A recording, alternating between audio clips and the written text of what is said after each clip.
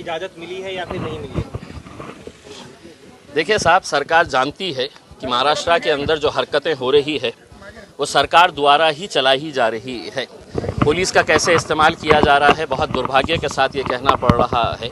आज महाराष्ट्र में जो जाति, धर्म और मज़हब की दीवारें खड़ी की जा रही है, जो दंगा भड़काने की कोशिशें की जा रही है, जो स्टेज के ऊपर खुलेआम मुसलमानों को गालियां दे रहे हैं, ये धमकी दे रहे हैं कि हम मस्जिदों में घुस कर मारेंगे, तो क्या ये के क्रिमिनल एक्ट नहीं है? क्या इसके ऊपर कार्रवाई नहीं होनी चाहिए?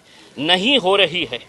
इस वजह से हमने ये फैसला किया कि हम मुंबई तक जाएंगे और महाराष्ट्र की सरकार, विशेषकर मुख्यमंत्री एकनाथ शिंदे साहब, जिन्होंने उस रामगिरी का समर्थन करते हुए ये कहा था की तुझ्या केशालाही आम्ही हात लावू देणार नहीं, म्हणजे इसका मतलब ये है कि जो मानसिकता इस रामगिरी की है वही मानसिकता लेके महाराष्ट्र के मुख्यमंत्री अगर काम कर रहे हैं तो हम उन्हें यह एहसास दिलाने के लिए जा रहे हैं कि ये देश चलेगा तो कायदे के हिसाब से, ये राज्य चलेगा तो कानून के हिसाब से चलेगा।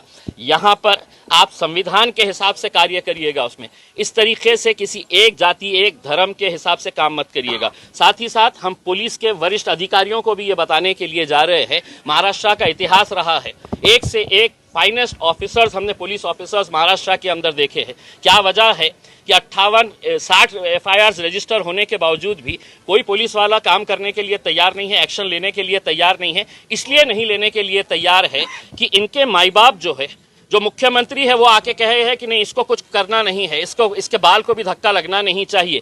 जब उन्होंने कह दिया है तो उनके नीचे के जो प्यादे हैं वो स्टेज के ऊपर खड़े रह के मुसलमानों को हर रोज़ गालियां दे रहे हैं। तो हम सिर्फ अकेले मुसलमान जा रहे हैं ऐसा नहीं है।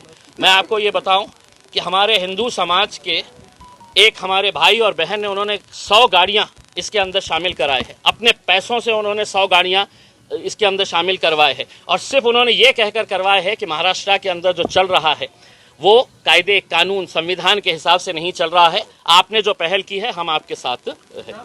कहाँ से लोग? देखिए, हमने कुछ मुद्दे रखे हुए हैं।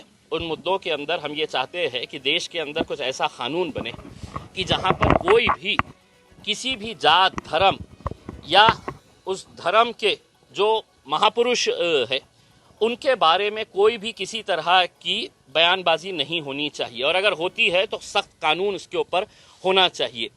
दूसरी हमने मांग की है कि ये जो राणे टाइप के पिल्लुआं छोड़े गए हैं, इनके ऊपर कार्रवाई करेंगे या नहीं करेंगे? आप ये समझ रहे हैं कि सिर्फ ज़बान उसके मुंह में है और हम गूंगे, मुक्के और बहरे हैं, हम कुछ बोल नहीं सकते हैं करके? बोलना हमें भी आता है, लेकिन हमारी संस्कृति, हमारी तहजीब और हमारा मज़हब इसकी इजाज़त नहीं देता है कि हम किसी दूसरे मज़हब के बारे में, दूसरे धर्म के बारे में हम इस तरह की बयानबाजी करें। तीसरा हमने ये कहा है कि मौलाना सलमान अजहरी जो है, उन्होंने सिर्फ एक शेर पढ़ा था, उस शेर के अंदर किसी जात का जिक्र नहीं था, किसी धर्म का जिक्र नहीं था, किसी इंसान के बारे में नहीं कहा गया था। उस शेर की बुनियाद के ऊपर 1 साल से ज़्यादा का वक्त हो गया है, वो जेल में है। तो क्या इस तरह का कानून चलता रहेगा साहब कि जिसको जो बोलने की इजाज़त हमने दी है, तुम बोलो, हम कुछ नहीं करेंगे, और ख़ास लोगों ने अगर ज़रा से अभी कुछ कर दे, हम मुफ्त भी कर दे ले, तो हमारे पीछे पड़ जाएंगे।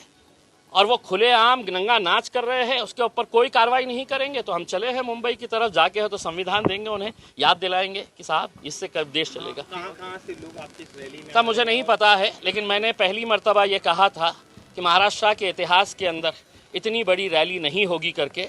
आप नासिक के बाद देखेंगे, मैं यकीन के साथ कह सकता हूँ कि हिंदुस्तान की तारीख के अंदर इतनी बड़ी रैली नहीं निकली होगी जो आज आपको देखने को मिलेगी।